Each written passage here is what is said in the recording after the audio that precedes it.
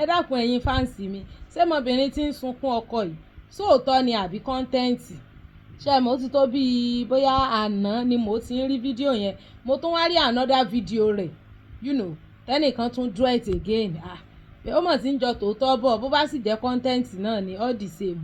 wọ́n wulẹ̀ dára ẹ láàmú at 28 you are still very young as far as I'm concerned you are still young. You can go back to school, you can learn a skill, just find something to keep you busy. And moreover, ètò ń béèrè wípé kí lé táwọn ọkùnrin ò ṣe fẹ́ fẹ́ yín mọ́, ọkùnrin ò fẹ́ yàwó mọ́ ní ìsìn. Gbogbo ìyàwó tí wọ́n fẹ́ náà wọ́n ti kàgbákò látara àwọn ìyàwó hùn. Àbí òye ọ̀pọ̀lọpọ̀ ọkùnrin tí wọ́n jẹ́ àwọn ẹ̀gbọ́n wọn tí wọ́n fẹ́ ìyàwó lọ́padà bá yé ọ̀pọ̀lọpọ̀ wọn jẹ́. So wọn tí wọ́n já àbúrò náà wò pé ẹ̀gbọ́n àwọn tí ìyàwó bá yé ẹ̀jẹ̀ yìí kọ́ mọ̀ jẹ́ wípé the same thing ní ọ̀sẹ̀ lẹ́sàn-án. So fear yẹn ti wà nínú ọkàn àwọn ọkùnrin náà ọkùnrin ò fẹ́ yàwó mọ́ ní ìsìn. Unfortunately irú èyí tí ń sunkún ní ìsìn tó bá yẹ kó marry at a very early stage ni kò lè mọ iye ọkọ yẹn yọ ọmọ nìkan ńlá náà ni. So nígbà míì tí kò bá jẹ́ pé bóyá ọba dúró pẹ́ ò ní mọ yìí ìkan lóru gbogbo òdì sẹ́yìn tí ń fọ́ ọkọ létí UK tí ń fọ́ létí tí ń fún lẹ́sẹ̀ẹ́ tí ń gbọ̀n tí ń ṣe kan ló jókòó sọ́kọ nú tí ń gbá lọ́tún tí ń gbá lọ́sì báyìí na so the man dey chop the slab dey chop am tó rán wà ní western world ọwọ́ agbọ́kùnrin létí Nàìjíríà ń bí tí ọba níbọ̀ wá sáìsì ẹ̀ so ọkùnrin ọ̀fẹ́ yàwó mọ́ wà tán obìnrin wù ní ìsìn kò jẹ́ kí yàwó ọkùnrin fẹ́ mọ́ ọ̀pọ̀lọpọ̀ ọkùnrin tó ṣe wípé ní wọn ò pílánù ìrìn àjò ayé wọn pọ́n ọ̀fẹ́ yàwó púpọ̀ obìnrin míì ti sún ọdún yàwó rẹpẹtẹ ẹlòmíì sì rèé ẹlòmíì gan ò tiẹ̀ nírònú mọ́ ọpọlọ wájú ẹlòmíì ti sún sẹ́yìn ìkan ló ba ọkọ jẹ́ fọ́mọ tó ti rojọ́ fún gbogbo ọmọ tó ti bà gbogbo ọmọ jẹ́ tó ti bọ gbogbo ọmọ jẹ́ bọkọ jẹ́ fún gbogbo ọmọ ọkàn rẹ̀ ti wá balẹ̀ lórí rọ́hùn wọ́n ń gbọ̀n wá dágídígbò tálàjì pé ọmọ náà mọ́ bá ní bàbá wọn dá o pédò ìgbà táwọn wà ní kékeré mọ̀mọ́ bá bàbá jẹ́ fún ọ ṣùgbọ́n ìgbà táwọn náà ń dàgbà náà tó rí wípé bàbá yìí ṣe èèyàn bú tó túmọ̀ sí pé nígbà náà bẹ̀rẹ̀ sí ń fẹ́ yàwó tán náà bẹ̀rẹ̀ sí ń bóbìnrin gbé náà tó ṣẹ̀ṣẹ̀ mọ̀ wá obìnrin náà tó ṣẹ̀ṣẹ̀ wá rí i pé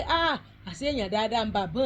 bí ṣe máa ń rí nù so gbogbo ohun tójú ọkùnrin rí lọ́rọ̀ obìnrin ní ọ̀jẹ̀ kí ọkùnrin fẹ́ yàwó mọ́ so mọ́ wulẹ̀ sunkún wọn mọ̀tàn rẹ̀ jẹ tó o bá rọ́kọ fẹ́ kò ṣe dandan jòkó ẹ mọ̀ ṣiṣẹ́ ẹ kọjú mọ́ tó o bá ń ṣe ó sì tún sọ pé olówó kò sí tọkọ ọkùnrin kò wó ní ìsìn owó kọ́ ní mọ́kùnrin dúró àbí òye ọba ẹ̀ ní ìsìn ìgbà téèyàn kan dúpẹ́ lọ́wọ́ ọkọ ẹ̀ lẹ́nujọ́ mẹ́ta ìpọkọ̀ òun wá sọ̀pọ̀tífù lẹ́nìkan bá ní ṣe bí ń toró olówó ló ṣe ní sọ̀pọ̀tífù ìyẹn tó ló ṣe lọ́kọ tó sọ̀pọ̀tífù ìyẹn wá ń sọ fún ó wá ń dárúkọ àwọn tán ní billions tán lówó jò òun lọ gan tán single pé tó bá yẹ pé torí owó lọ́kọ òun ṣe sọ̀pọ̀tífù fóun àwọn tí wọ́n wá ní billions kìlódé tí wọ́n single interest ni ìyẹn ò dẹ̀ ṣe é fowó rà so ọkùnrin ọ̀fẹ́ yàwó mọ́ ní ìsìn àwọn ọmọ tí wọ́n fẹ́ yàwó ní ìsìn bí àwọn ọmọ 25 27 28 tí wọn ò tí ì rí ìrírí ayé bó ti jẹ́nu àmọ́ gbogbo ẹ̀yin tẹ́ ń sọ pé ọmọbìnrin ti ju 28 lọ ó lè jẹ́ èjì ẹ̀ nìyẹn àwọn pomade àwọn cream tó ń lò ń sìn ó máa ń mú wọn look grown up or look older than their age so there is all the tendency that she's 28 but she's still very young. We still have people in their late 30s, early 40s that are still single wọn dẹ̀ sunkún ọkọ so ọkọ ní nísìnyí 50-50 ni ó lé ní oṣù lè mọ́ ní kò sọ́kọ torí mọ̀ọ́sì àti ọlọ́kọ ńlẹ̀ gan wọn ò mọ iye ọkọ wọn frustrate ayé ọkọ ni so gbogbo ohun tójú ọkùnrin ti rí lórí lọ́rọ̀ obìnrin náà àtàn tóbìnrin ti ṣe lágbàkó kò jẹ́ wọn róbìn bí èèyàn gidi mọ́ as a matter of fact ní ìsìn gan tó bá dé stage kan ẹ̀ mọ̀ sanwó oko ni sọmọ pọ́tọ̀ ni pé kéèyàn ó ṣe pay as you go kí wọ́n kàn máa bọ́ sùn kàn máa lọ kàn máa fi hàn kàn máa bọ́ sùn kàn máa lọ kàn máa fi hàn ẹ̀ ń bá tiẹ̀ ní ẹ bá tún bá sùn gan yóò tún manageable ńgbọ̀ bá yá ọmọ fowó roko ọmọ sanwó kó ni ní ìsìn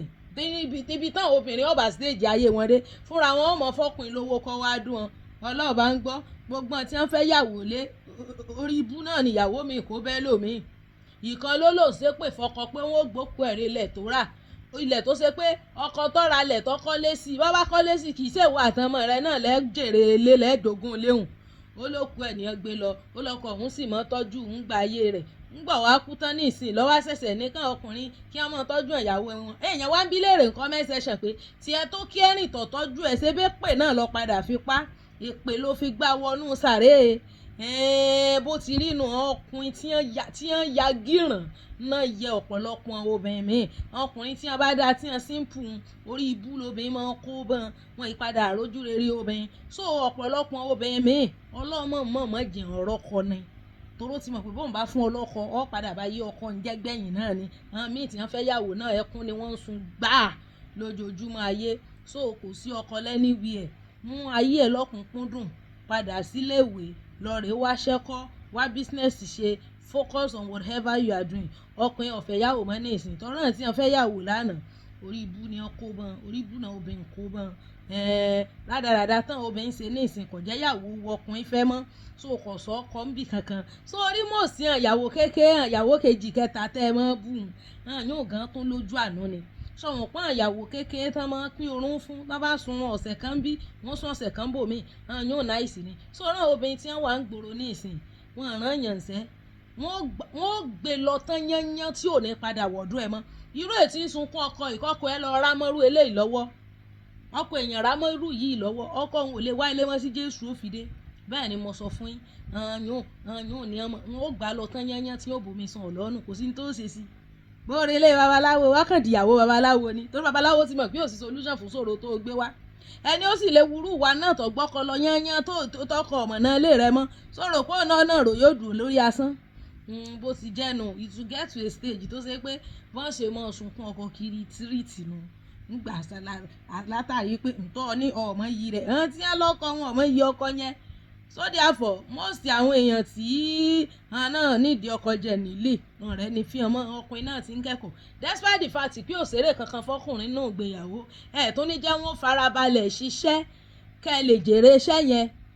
fẹ̀kàntẹ́lẹ̀ obìnrin náà ni ó jèrè gbogbo sẹ́tọ̀kùnrin ṣe bẹ́ẹ̀ jẹ́ wọn ti ẹ̀fẹ̀ mí balẹ̀ kí wọ́n tọ̀ kí wọ́n gbọ́n kó lálàáfíà láti ṣiṣẹ́ fún yín àtọmọ yín jẹ ìṣòro náà lẹ tún kó bá gbèsè ayé wọn tó bó ṣe máa jẹ́ nìyẹn kò sọ́kọ lẹ́ni ibi ẹ̀ má wulẹ̀ tán rẹ̀ ọkọ tó o bá rí látàrí ẹkún tó ń sun ìgan kò lè ṣe dáadáa sí ọ ìwà burúkú ní ọmọ wù sí ọ pé ṣe bí wọ́n lo sunkún orí social media pọ̀ wọ́n kọ bó ti jẹ́nu ẹ pẹ̀lẹ́ gan ẹ lọ wábi jòkó sí kẹ́ ẹ relax.